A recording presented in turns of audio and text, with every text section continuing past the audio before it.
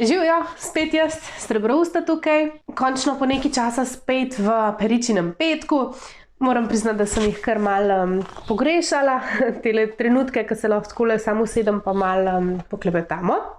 Mogoče veste, tisti, ki me spremljate tudi na Instagramu, na Facebooku, pač Srebrousta, ne?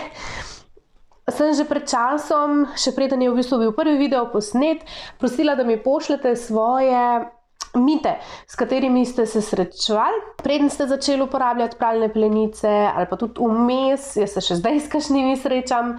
Ne samo mite, ampak ne samo z miti, ampak tudi z predpostavkami, z nekimi predsodki o pranju pralnih pleničk, pa tudi samo uporabo. Tako da sem se odločila, pa jih od najbolj teh pogostih zbrala 5 in teh 5 vam bom danes tole razvila. Ne vem, če poznate tisto serijo Mythbusters, meni je bila res dobra, tako da dajmo malo razbijati mite.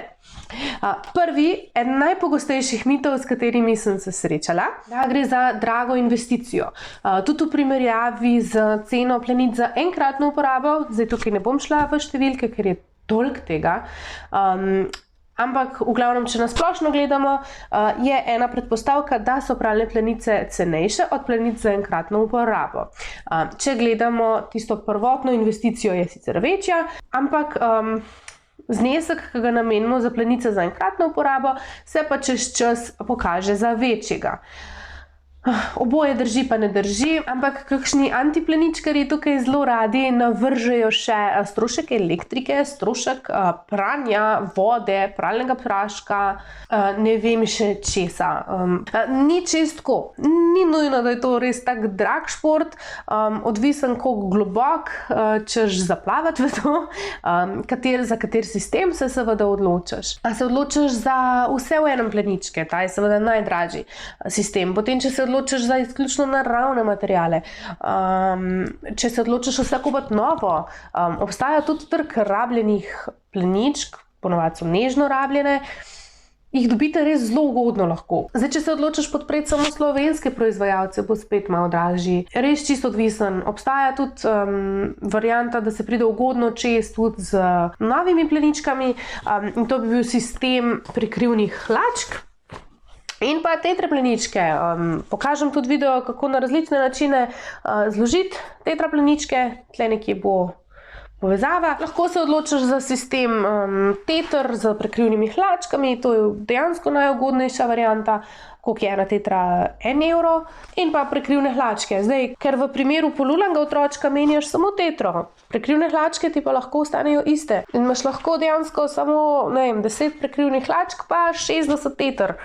In se imaš čisto fajn. Tudi denarnica ne trpi kaj preveč. Seveda se je treba pol malo drugače znajti. Če bi želel uporabljati pralne pleničke tudi v vrtcu, dajte se pozanimati. Ampak načeloma se da priti zelo ugodno skozi z novimi pleničkami, novimi tetrami, samo pač treba se malo prilagajati v sistemu. Drugi je en tak zanimiv predsodek ali kaj, sploh ne vem, kako bi temu rekla, izhaja iz čiste nevednosti, za kar tudi ne moram nobenega kriviti, pač je propaganda prihajala iz druge strani. In sicer, da tudi z pralnimi pleničkami, če predpostavljamo, da smo se zanje odločili zaradi naravnih materialov, zaradi boljšega vpliva na okolje, je, da pralne pleničke še vedno niso 100% naravne. Da so tele hlačke iz poliestra, da tudi to ne more biti dobro za okolje, se pravi sama proizvodnja teh hlačk in pa seveda potem, ko jih zavržemo. In pa to seveda, da so vložki beljeni, da je to škodljiv material narediti, tako da je pa itak isto, če damo pač pampersko. Spet ne vem, kje ne tukaj začnem. Definitivno ni isto, če damo pampersko. Še vedno ta plenička veliko bolj diha, sam vložek, tisto, kar je noter naredko, je v večini primerov iz naravnega materijala, pa tudi, če je poliester, je še vedno veliko bolj koži prijazen, kakor pa tiste škodljive snovi, ki jih najdete v pamperskah. Dajte si malo pogledati raziskave in kakšne snovi so v teh pleničkah. Jaz lahko tudi v opisu spodaj dam par povezav, kjer povezujejo pleničke za enkratno uporabo, pa ne nujno pamperske. Jaz pamperske uporabljam kot nek krovni pojem za pleničke za enkratno uporabo, ker ostalih niti ne poznam. Ampak kakšne škodljive posledice puščajo na naših najmlajših take pleničke. Tako da to je zdaj en del tega mita ali predsodka. Zdaj drug del, da ne more biti 100% iz naravnih materialov. Lahko je. Lahko se odločite za sistem prekrivnih hlačk iz volne. Tele so volnene in tele so volnene. Tole imate sicer pritiskačke iz plastike, pupi in pa disana, kjer je pa res 100% brez kakršnega koli umetnega materiala. Noter grejo lahko tudi tetra pleničke, ki so 100% naravne, dobite tudi nebeljene, samo poiskati jih je treba.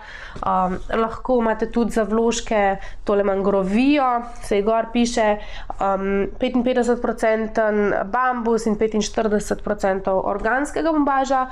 Vidite, da so nebeljeni v primerjavi s tole tetrco, spet čist naravno.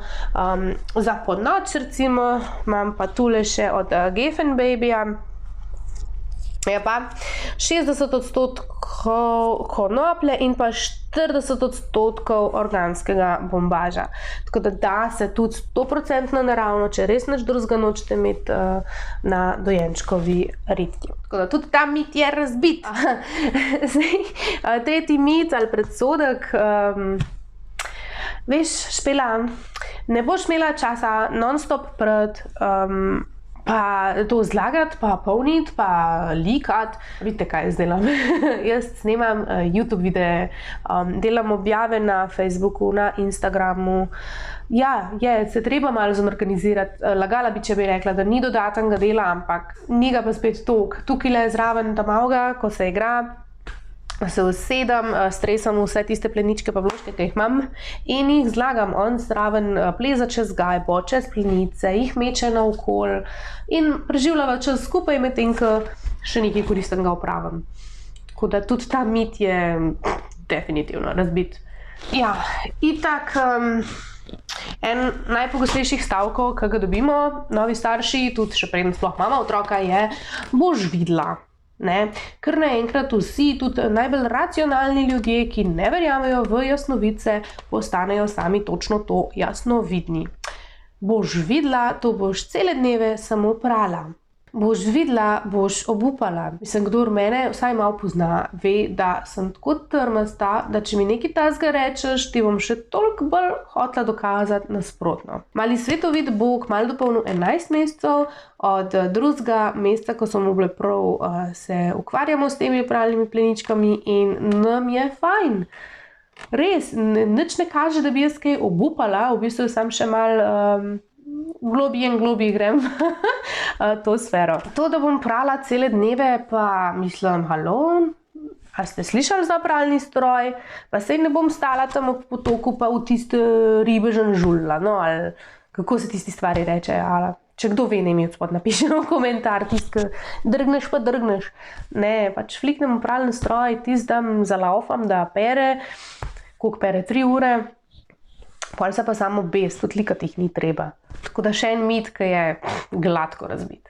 Zdaj, ta zadnji mit je mogoče za tiste, ki že uporabljate pralne pleničke, ste to zasledili, mogoče od kakšne druge mame, ali ne vem, od kje bi to prišlo, tudi mene je to presenetilo, ne vem, kdo je meni to takrat rekel, da v primeru, ko pride do nalezljivih bolezni ali pa v primeru cepljenja z aktivnimi cepivi, da pa ne smemo uporabljati pralnih pleničk. Naprimer, pri cepljenju za rotavirus je neko splošno priporočilo, da se umiva roke in pač malo bolj skrbi za higieno nasploh po samem previjanju, ko se pač dotikamo ali pa imamo kakršnega koli drugačnega opravka z drektom. Zdaj, naša sestra ve, da imamo pralne pleničke, sem jo vprašala, a je kaj na tem, da tisti, ki cepijo za rotavirus, ne bi smeli uporabljati pralne pleničke, in je rekla, da definitivno ne bi smel biti noben problem. Pa to je bilo še preden sem mi omenila, da se perejo lahko tudi na 60.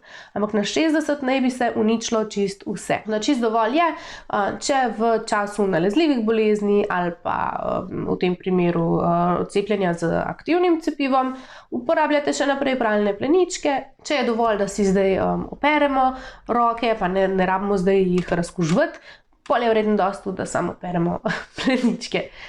Tako da tudi ta mit je razbit. Evo, to je to. Toliko sem jih uspela zbrati v tem kratkem času. Dajte, če se vi spomnite še kakšnega, mi napišite dol v komentar, lahko naredim še kakšen tak video, ko se malo sedem pa se takole malo pogovarjamo. Meni je vsakič prav v vesele. Upam, da je vam tudi všeč, no? Če vam je, dajte stisniti dol prst gor. Če imate še kakšno vprašanje, bi radi še kaj čist izven povedali, tudi kar dol napište.